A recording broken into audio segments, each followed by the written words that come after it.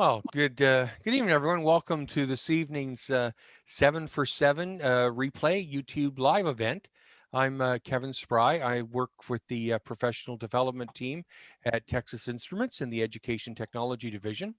I'm really excited here tonight to be able to present another replay of our 7 for 7. That's a session that we host at our T Cubed International Conference each year. And it's basically, as the name indicates, it's 7 educators that get a chance to speak for 7 minutes on a topic that they are passionate about in education.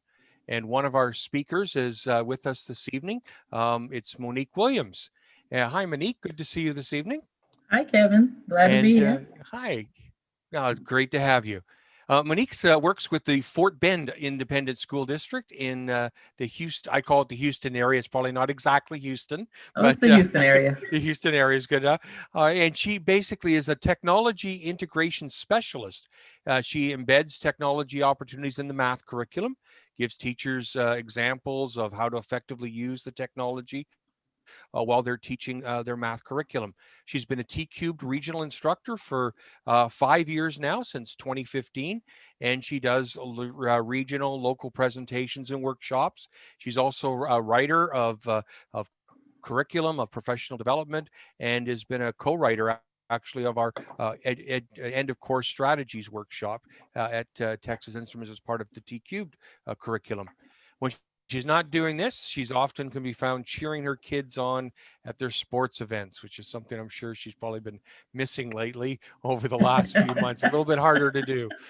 Um, Absolutely. well, we're really happy tonight to be able to have Monique here and to get a chance to replay her presentation. The nice thing about it, even if you've seen it before, is an opportunity to get refreshed at the lessons and the things that she speaks about. And then there's an opportunity for us to have a bit of a discussion tonight with Monique and get a chance. If you have any questions, you can enter them into the chat window, and we can talk and address those in our time together. So the topic tonight is cultivating Southern hospitality, and I know I had a chance to visit Monique down in her district, and she certainly has the epitome of hospitality. So looking forward to seeing this. So we're going to replay it, and hopefully everything will work out well. Why is her title Cultivating Southern Hospitality, especially when we're here in Baltimore?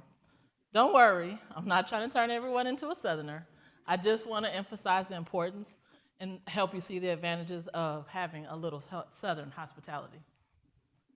When new teams are formed, oftentimes teams have to take a personality test, so the bosses can figure out who's on the team, how they can work well together, and things of that sort. A few years back, my team had to take the personality compass test. Wouldn't you know it, my personality turned out to be a Southern personality. So I tend to joke and say I have Southern hospitality, not because I'm from the South, but also because of my personality. In that job, the people on my team didn't always value relationship building skills. They valued getting to the end, reaching the final product. And they would often poke fun and make jokes like, well, Monique is going to come back with all the free stuff and the dinner invites because she's going to spend time building relationships with the vendors. One day, my boss asked me, do you think that you will have better results if you're just a little bit more direct with the teachers? And I told her, you'll get quicker, temporary results. But when you build relationships and show people how they can fill gaps, you get longer lasting, more effective relationships. So I want to encourage you today to see the value in building relationships because they're worth it. Relationship building is not the same as networking. The mindset of a networker is one that says, you have something I want, so I want to get to know you. But a relationship builder values getting to know people in a genuine way. They're not looking for their opportunity to advance their own agenda. To be a relationship builder, you have to first know yourself, embrace your weaknesses, and acknowledge your strengths. So I took time to get to know my strengths by taking the Strengths Finder test. At the top of my list was, guess what? Woo, followed by positivity, consistency, harmony, and includer. I believe you should be proud of who you are and wear it on your sleeve and decorate with things that represent you. So I acknowledge my strengths at home by having pictures of my family around, things that represent my strengths, and spiritual quotes, things that matter the most to me.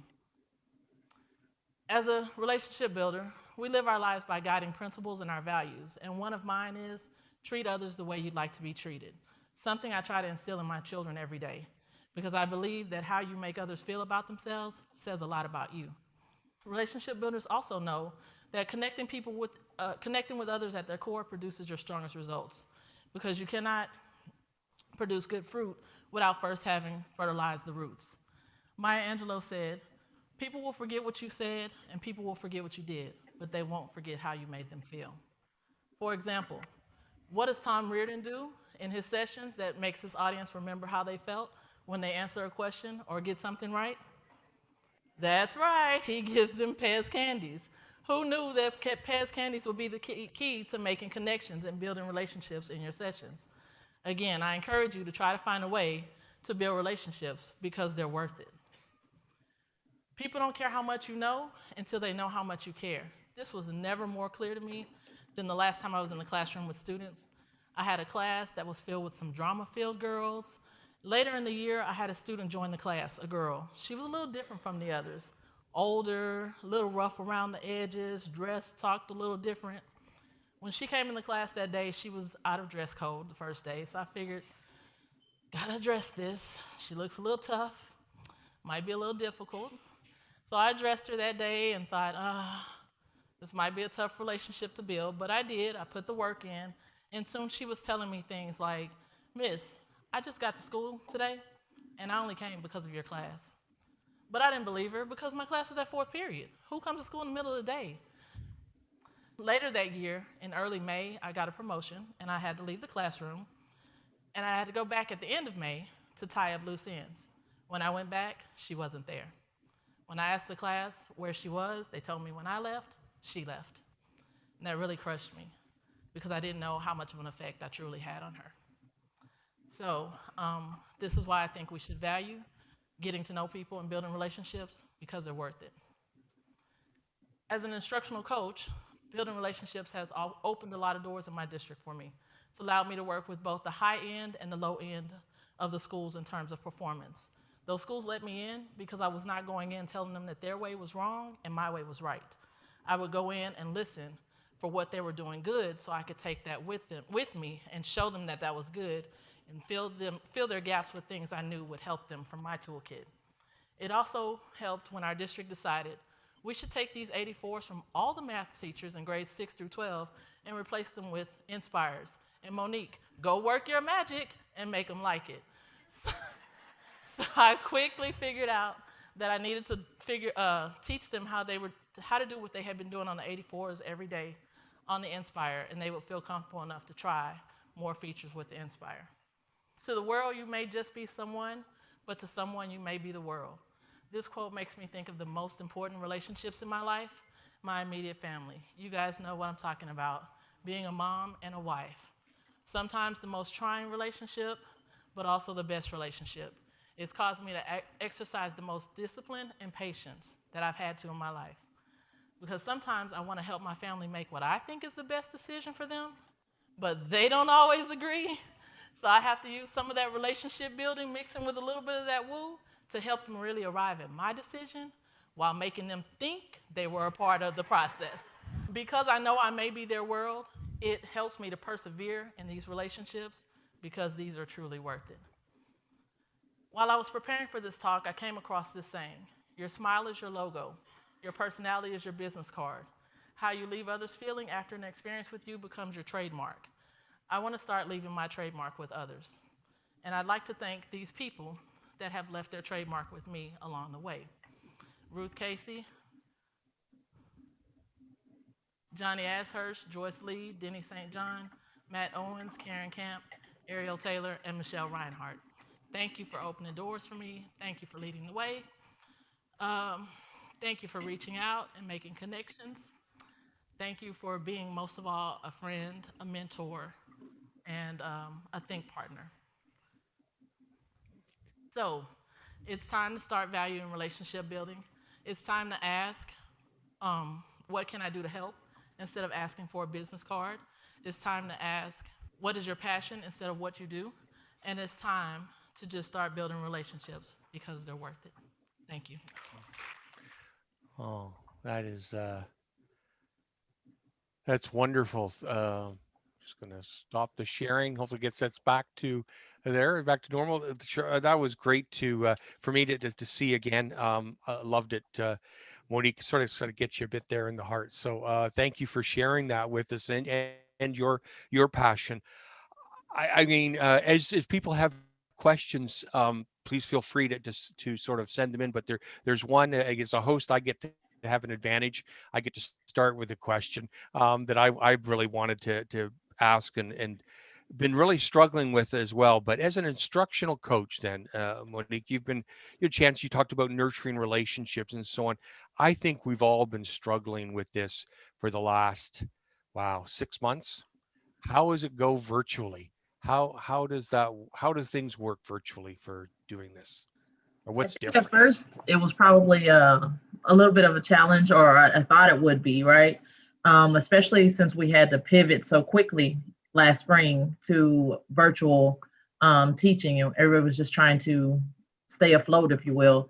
Um, I noticed we had office hours at my job, and so that was just time that teachers could reach us to ask any questions about the curriculum or about technology or just something to give them an idea or help them. And I found that on my team, my office hours were the ones that were most frequently visited.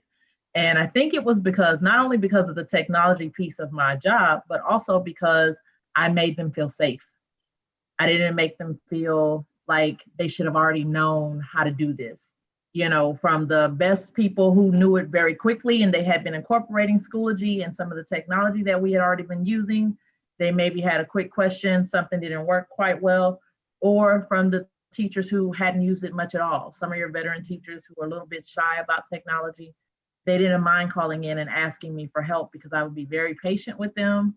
I would be supportive and, just really try to hear what their needs were and try to fill that gap for them and, empathize with them because it was a lot. It was very quick for teachers, and so it's easy for you if you're not in the classroom to say, oh, you can just do this. But when you're trying to manage all of that, along with trying to still be there for your students and make sure you're teaching them appropriately, it is a lot. So it took a lot of time for me to kind of put myself in their shoes and understand what they may be going through. And I just think that made them feel safe and comfortable with me. So that was one way I did it virtually, by just trying to, I guess, be supportive and patient and understanding with the teachers I was working with. I think that's really valuable, and it is. I think we're all finding it's a struggle at times. Things I remember myself feeling like, oh, working from home, it's going to be more time, but it is, and you're the stress load. And I think your word patience really resonated with me when you said that. I thought, yeah, and that is so valuable when you know that you can call somebody and they will be patient with you and not feel like you need to just rush it out. And empathy, I think, is another key part to that. You kind of touched on. I want to jump on one thing because you touched on you're right, the challenge that I feel for teachers, particularly as they started the school year, is of building relationships with your students. It was one thing maybe in March, you sort of had all these these learners that you're working with for the year, and now you did it virtually. Now you're starting with a whole new year group of students. Thoughts, advice for teachers? How do you build that relationship when you haven't met them in person? Yeah. So Yeah, it's definitely more difficult because you got a whole new crew that you don't know at all, right? So you still have to do some of the same things you probably would do in a face-to-face classroom. Some of those team building type of activities, but you have to figure out how to do it in a more virtual way, and see how to make it fun and engaging for students while they're still online and actually get them to participate. It's almost like a trick sometimes. You may not have to focus on your content as much, right? What I found, and I've seen some of the teachers that had success in our district when we've discussed things, they had a lot of success when they were just kind of trying to get to know the students, putting out things to let them learn how to use the technology, but at the same time, it may have been a quiz or something like that, where they learned how to answer the questions, but the questions were about the students and their interests. And students were participating and giving teachers information to start learning about them so that they could build those relationships, versus when they started doing the content, of course, the students weren't quite as eager to continue answering the questions in that manner, but the teacher had already built a little bit and learned a little bit about the students. So it was easier for them to still like relate the content to the students when they could. Yeah, those are some good points. I'm trying to think, because I think you're right. There's probably a lot of there is always pressure for teachers to complete the curriculum, but as well there's an importance to not miss that personal part. I throw one thing, and I don't know if you've done this with folks that you've worked with and so on. We've done this with instructors a bit, and as well even with our own the PD team, but sort of working with things like two truths and a lie, or sorry, two lies and a truth. I remember there was the idea of just sort of playing some kind of activities online that you can do that help to build relationship, get to know people and so on. And I think those are valuable. Um, you mentioned, and I think one thing I want to make sure we touch on this part, because we talk about relation, we say that's important, but from your experience, can you expand a bit on how the relationship building has come back to pay off for you? And I don't mean it's not a quid pro quo. I mean, I think the way you've described it, a relationship is also for for your benefit, but not for the I'm going to get something out of it. You're almost gonna it's just a good thing to do. But what are some advantages you see, or some things that have been positive because of your building of relationships? Well, I think definitely one is just even me becoming a T-Cubed instructor. I was new to my district at the time, and I built some relationships with some of the district specialists, if you will, at that time. And because I was a campus specialist at the time, and they were considering purchasing the TI-Nspire, and they knew that I was an advocate of technology. And so, because of that relationship I had built with them, they offered for me to go to this 9-day workshop in the summer to learn about the TI-Nspire. Little did I know it was a TLC. And which one of my goals was to try to become a T-Cubed instructor. And so, just because of the relationship I built with those people, I ended up in the right class to go down that path. Other things are just, sometimes things maybe don't work out exactly how you planned. Maybe you planned to have something here, but in that particular day, something happened at the building. You couldn't have it there. Because I had a relationship with someone at another building, I could quickly call over there and say, hey, can we move this workshop over here? Or can we do this training here? And usually it's no problem. Also, just being allowed into people's classrooms, because they generally know that I'm there to help and support, and not there as like a spy or a tattletale or to get them in trouble.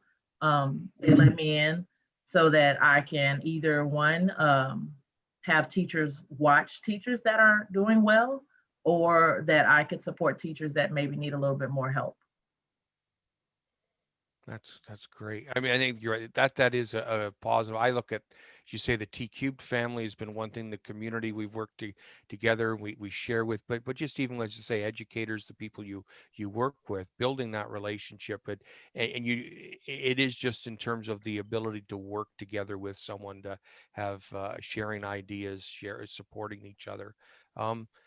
One of the things I think we've all faced this one. I think this is a good question that's come up, is um, uh, what about when there's a strained relationship?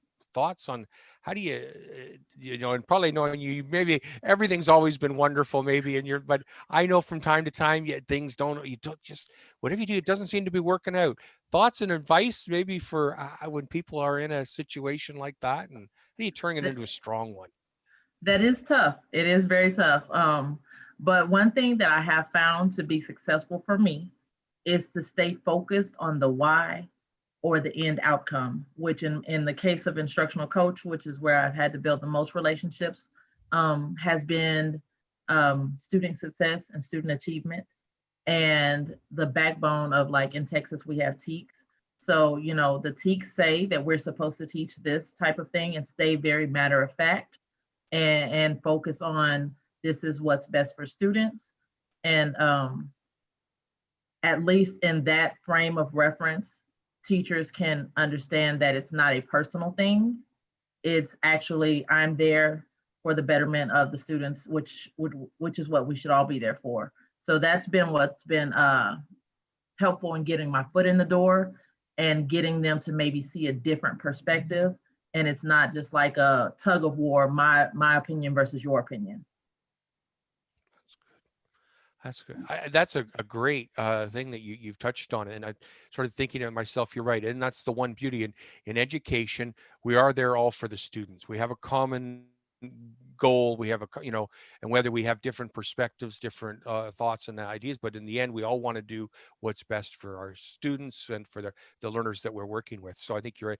Building on that, what's common ground? And isn't that the shame too? Sometimes I think with strained relationships, there's the focus on what's different and what's divergent instead of maybe what is in common.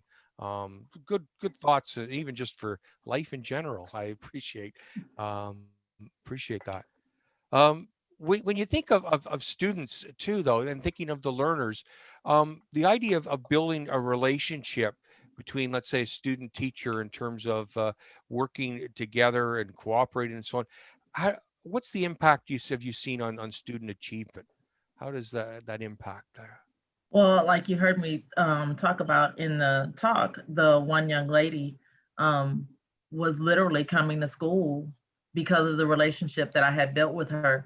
And it was pretty funny because in that class, the same young lady, one day we were doing a lot of work, passing out papers, and she started saying, "Miss, this is not in my culture to do this much work." And so that kind of became the class motto, but in a positive way. The other students started saying, "This is not in our culture. We don't come late to Miss Chapman's class. This is not in our culture. We don't talk like that in this classroom." And so it kind of became the motto off of her joke initially, but it was because of the relationship I had built with her. But I've also seen it in my own children. My son had an algebra teacher that he loved and considered like a mom at school, and he would do anything for her.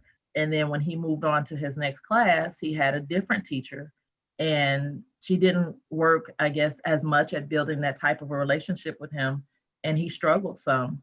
He would have to come downstairs and actually ask me for help when, in the past, he really didn't have to ask me for much help at all, because he didn't have the same type of relationship or the same type of, I guess, efforts because of how the teacher was getting the content across to him.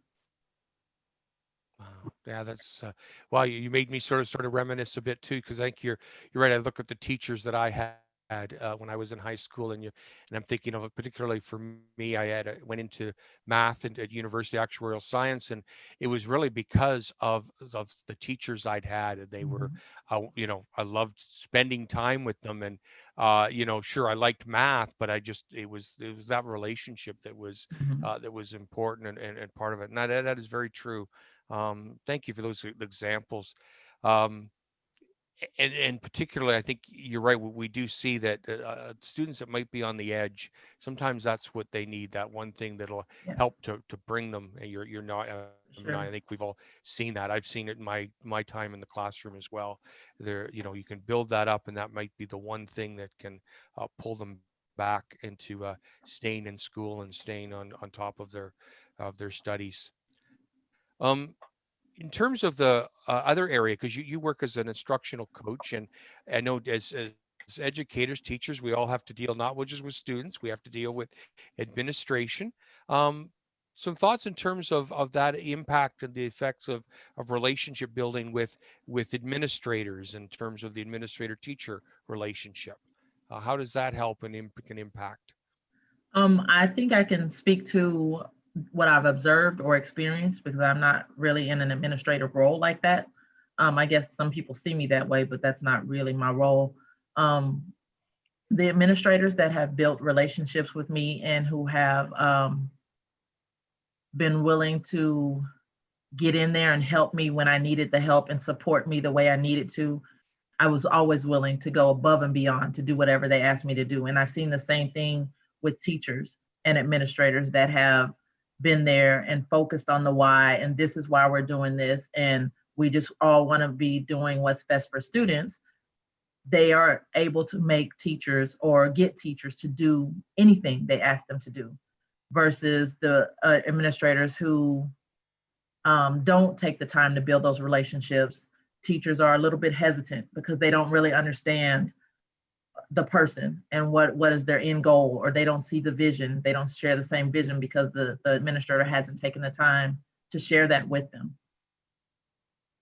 Yeah, that is so true. I think of, and I think we've all probably had experiences when we've been in the classroom as teachers, that you have principals, and some principals, you're right, teachers will do whatever is asked, and there are others that it doesn't seem to, even if it's a good thing, it seems to be begrudging to do Right. things. So yeah, it's a really interesting way, and I really appreciate you sharing, because for me it helps to remind myself again of that importance, that when you're working with people, they do, if you have a good relationship, even if it's not a thrilling thing to do, they'll come on board, and they'll be supportive, and you'll get that support and collaboration to do that.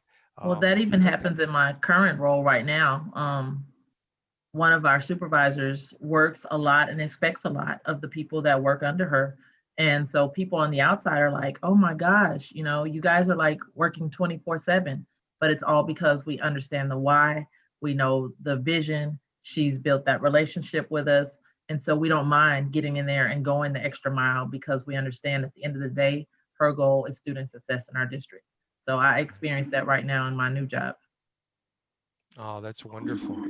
Yeah, that's great. And so you mentioned, so in terms of your work and so on, the time, I think one of the things, and we've just got a little bit of time left. I just wanted to ask this one question, because it sort of struck me as something that I've heard as a thing. It takes time to build relationships. It does. But I think what you're teaching and helping us to understand tonight is it's worth it. It will be. I don't know if you want to elaborate a little bit more on that. It is definitely worth it if you ask me. As you heard me say in the talk that I gave, um, you may get faster results being more direct and just, this is what you're supposed to do, but I don't feel like they're lasting results. At least that's not my experience. When I've taken the time to build the relationships on the front end, then it takes a little longer there, but once I can get that relationship built, then I can get most anything done in the same amount of time I would if I had just gone in and been direct. It just takes a little bit of time in the beginning, but then it lasts longer, if you ask me, because again, there's a shared understanding of why you're being asked to do the things you're being asked to do. Yeah, it's so. I mean, you mentioned family. I'm thinking of that. I have my kids as well. You think of things like that. You do see that so well, not just in the classroom, not just with your colleagues, not just with the people that you have to work with and under, sort of reporting to, but just generally overall. You're right. The time, if you build relationships, it could actually makes life smoother Well, for you yeah, with that. with my kids, it works too. Yeah, I take the yeah. time to Well, I build the think relationships with them, and I can get them to I do most know. things, but Yeah. Yeah. I mean, that's what I think, looking back at my years as parenting now, wanting to go back, thinking of, it's so easy to say, I did it because, or you do it because I told you to. But you realize that that may work in the short run, but it doesn't in the long run. And I think it is important, as you see when you're students, with your colleagues, with your kids as they grow up and so on, that building relationships. And I love the fact that you shared as Southern hospitality, and thank you very much for sharing this with us this evening. It's really sort of uplifting with all the things that have been going on in the last oh, few months. It's kind of nice to have this. So thank you so much tonight, Monique, for sharing this with us. well, thank you for asking me. Yeah.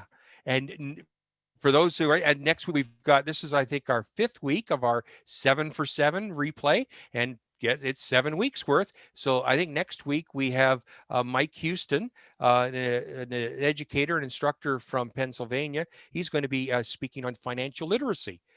So for those who are counting their pennies and stuff, we'll get a chance to hear what Mike has to say. So thank you, everyone. Have a good evening. Everyone take care. Bye-bye. Bye.